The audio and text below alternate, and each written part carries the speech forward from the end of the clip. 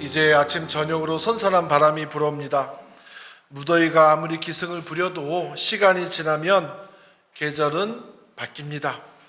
우리 모두 하나님의 시간을 알고 그 시간에 맞춰 삶을 조율해 가며 보내기를 축복합니다. 오늘 말씀은 우리가 너무도 잘 아는 오병이어 사건이에요. 목사들이 오히려 설교하기 부담스러운 본문입니다. 하도 많은 설교가 이미 존재하기 때문입니다. 오늘 저는 해오던 것처럼 요한복음의 표적 신학, 표징 신학에 비추어서 말씀을 상고하고자 합니다. 많은 은혜가 있기를 축복합니다. 오병이어 이야기는 요한복음 7가지 표적 가운데 4번째 표적입니다. 여러 번 말씀드린 것과 같이 표적은 그 사건이 중요한 것이 아니라 표적을 일으키신 예수 그리스도가 중심에 있어야 합니다. 즉 예수님은 누구신가를 알리는 것이 요한복음 7가지 표적의 목적입니다. 그러므로 오병이어 사건을 배고픈 사람을 먹이신 기적으로만 설교하면 그 원래 의미의 절반도 소화하지 못하는 것입니다. 핵심은 예수께서 무엇을 주셨는가가 아니라 예수님은 누구신가입니다. 몇 가지 내용을 함께 나누겠습니다. 첫째, 예수님의 세계에서는 계산보다 믿음이 중요합니다. 6장 5절 말씀인데요. 여러분 같이 읽어 주시겠습니까? 시작.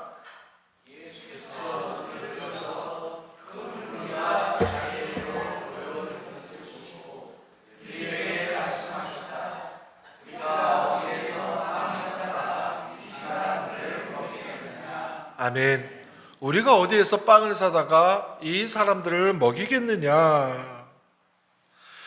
그런데 그 뒤에 요한은 곧바로 중요한 해설을 붙입니다. 6절 말씀 다 같이 읽어볼까요? 시작. 예수께서는 빌립을 시험해 보시고자 이렇게 말씀하신 것이었다. 아멘. 여기서 시험하다는 헬라어로 페이라쪼라는 단어를 쓰는데요. 시험을 했다라고 하는 것은 무슨 얘기입니까? 예수님이 답을 몰라서 물으신 게 아니라고 하는 거예요. 이미 답을 알고 계신데 물어본 겁니다. 예수님의 질문은 이 뜻입니다. 빌립아, 이 상황을 지금 너는 어떻게 판단하고 있느냐? 빌립은 어떤 사람입니까? 계산하는 사람이에요. 7절. 이 사람들에게 모두 조금씩이라도 먹게 하려면 빵 200데나리온 어치를 가지고도 충분하지 못합니다. 빌립의 세계에서는 계산이 먼저입니다. 맞아요. 빌립의 진단은 정확합니다. 그런데 문제는 빌립의 계산에 빠져 있는 것이 있습니다. 뭐가 빠져 있는 거죠? 눈앞에 계신 예수님. 예수님이 그 계산에 없는 거예요. 그러니 예수님의 빌립을 향한 질문, 우리가 어디서 빵을 사서 이 사람들을 먹이겠느냐라는 것은 결국 빌립아, 너의 계산 안에 내가 들어가 있느냐 물어보시는 거예요. 지금 여러분에게 예수님이 나타나셔서 너의 계산 안에 내가 들어가 있느냐 물어보시면 어떻게 대답하시겠습니까? 설교를 준비하면서 남병아, 너의 계산에 내가 들어가 있느냐? 예수님의 물음을 저에게 적용시켜 보았습니다. 답은 아니었습니다. 아무리 뜯어봐도 요즘 저의 결심과 판단과 선택에 예수님이 안 계시는 것 같았어요. 곧이어 제가 지금 영적으로 커다란 위기에 처해 있다라는 사실을 깨달았습니다. 빌립은 불신앙적인 사람이 아니었어요. 예수님이 직접 부르신 제자였고 친구 나다나엘을 예수님 앞으로 데리고 온 사람이었습니다. 아주 신앙적으로 열심히 믿는 사람이었어요. 그런데 그 빌립은 예수님을 믿으면서도 현실을 계산합니다. 우리도 마찬가지입니다. 하나님을 믿습니다. 그런데 현실을 보면 이건 불가능하겠는데요? 라고 말합니다. 기도하면서도 계산합니다. 교회를 섬기면서도 계산합니다. 하나님 나라를 말하면서도 숫자를 봅니다. 하나님 나라를 얘기하면서도 교인의 숫자를 쳐다봅니다. 물론 계산이 필요합니다. 문제는 계산이 믿음보다 앞서는 순간이에요. 그렇게 되면 항상 계산의 한계만큼, 높이만큼, 넓이만큼이 우리 믿음의 전부가 됩니다. 그 틀, 그 한계를 넘어가기가 힘듭니다. 그래서 부자가 천국에 들어가기가 낙타가 바늘길을 통과하는 것보다 어렵다라고 예수님께서 말하신 건지 모르겠어요. 그런 믿음의 상상력은 딱 숫자만큼의 크기이기 때문입니다. 계산보다 먼저 주님을 신뢰하는 믿음 주시기를 간구하는 우리 모두가 되기를 축복합니다. 두 번째로, 능력은 내가 아니라 주님으로부터 나온다라는 거예요. 다음 등장인물은 안드레입니다.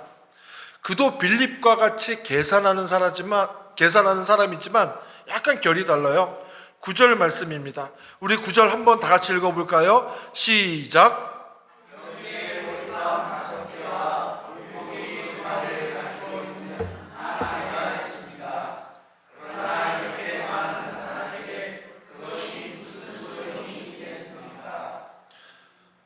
안드레는 어떤 인물이에요? 없는 것을 있다고 하지 않습니다. 있습니다. 그런데 너무 작아요. 이렇게 말합니다. 우리가 봐야 하는 것은 엄청난 헌금을 드렸더니, 엄청난 양을 하나님께 드렸더니 하나님이 사용하셨다라는 이야기가 아닙니다.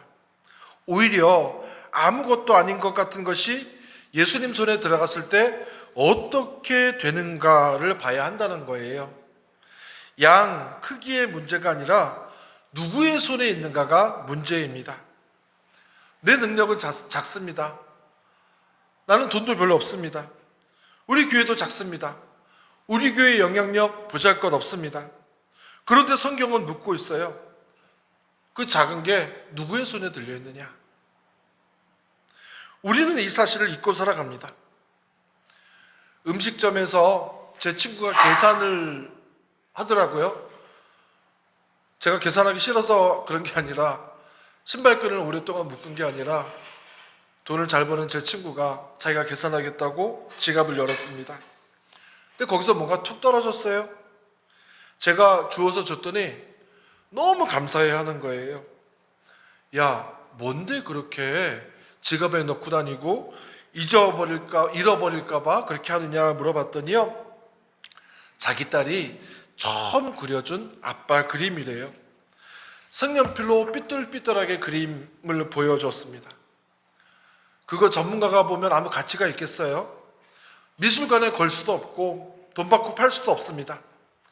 그런데 그 그림을 아빠에게 선물한 순간, 그 그림은 아빠에게 세상에서 가장 소중한 그림이 됩니다.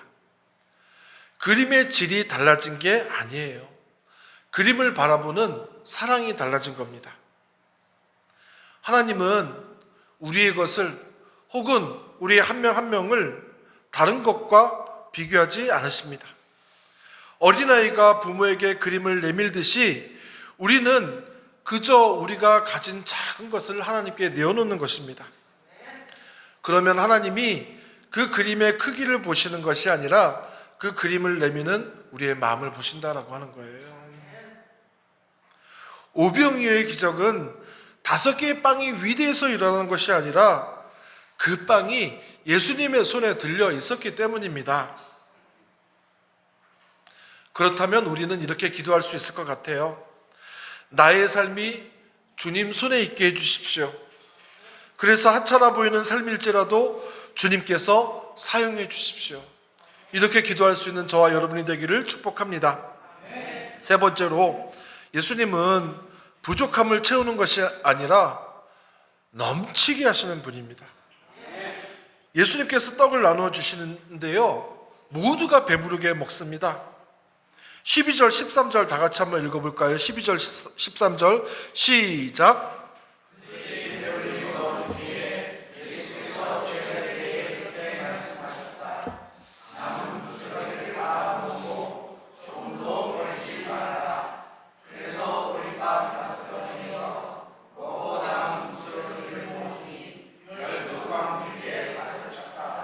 아멘.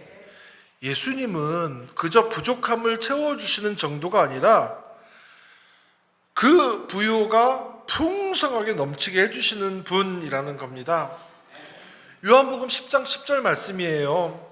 나는 양들이 생명을 얻고 또 더 넘치게 얻게 하려고 왔다. 오병이어는 단순한 기적적인 양식을 공급하는 그런 표적이 아니라 예수 안에서 시작되는 새로운 풍성함을 보여주는 표적이라고 하는 겁니다. 그리고 그 풍성함은 예수 그리스도께 있다라고 하는 거예요. 그런데 전제가 있습니다. 바로 그 앞에 11절 말씀이에요. 우리 11절 다 같이 읽어볼까요? 시작.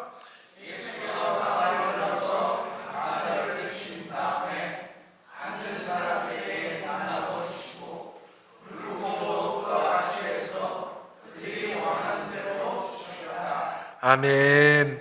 중요한 단어가 있습니다. 감사를 드리시고, 감사하시고, 유카리스테사스라는 헬라어 단어인데요. 이 단어에서 뭐가 나왔냐면 유카리스트, 영어 유카리스트가 나왔습니다.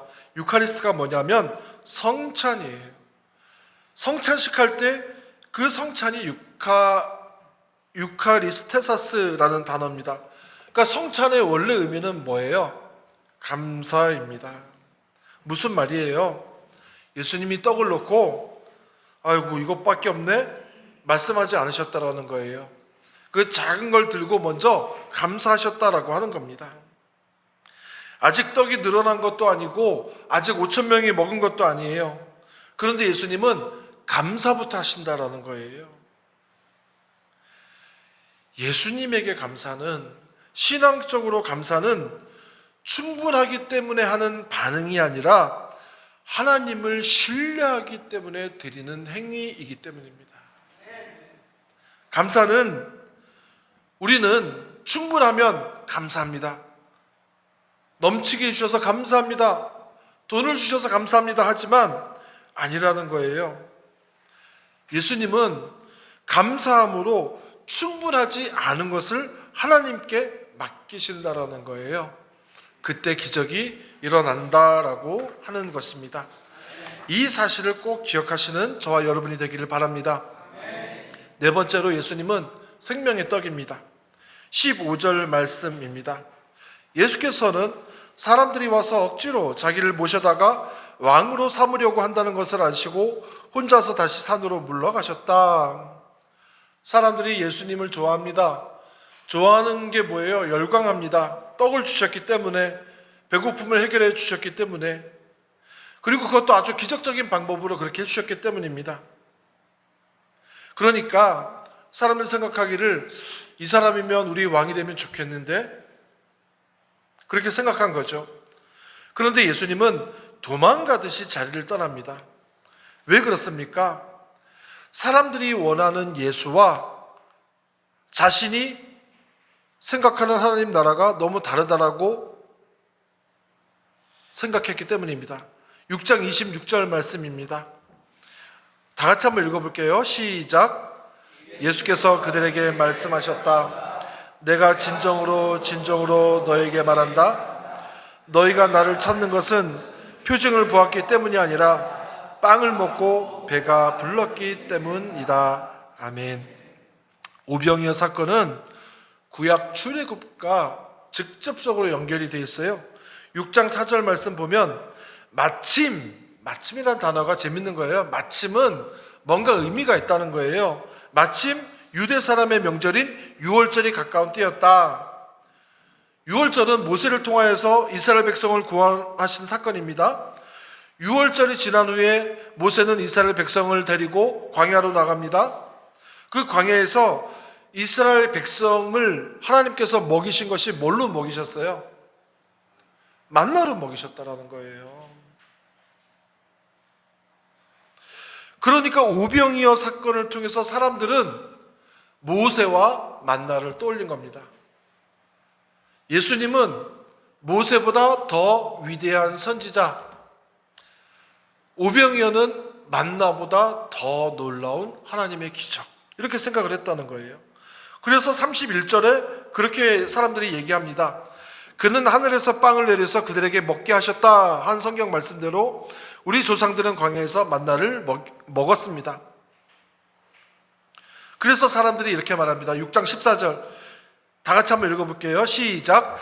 사람들은 예수께서 행하신 표징을 보고 이분은 참으로 세상에 오시기로 된 그 예언자이다 하고 말하였다. 아멘. 예수님이 예언자인데 모세보다 훨씬 뛰어난 예언자다라고 생각을 했던 거예요. 그러니까 그 예수님을 왕으로 삼으려고 한 것이고, 그 왕을 통해서 이스라엘 백성들이 매일 만나를 공급받았듯이 우리도 배불렀으면 좋겠다라고 생각한 겁니다. 그렇지만 예수님은 백성들의 기대와 달리 이렇게 말씀하십니다. 6장 35절 다 같이 한 목소리로 읽어보겠습니다. 시작. 내가 생명의 빵이다.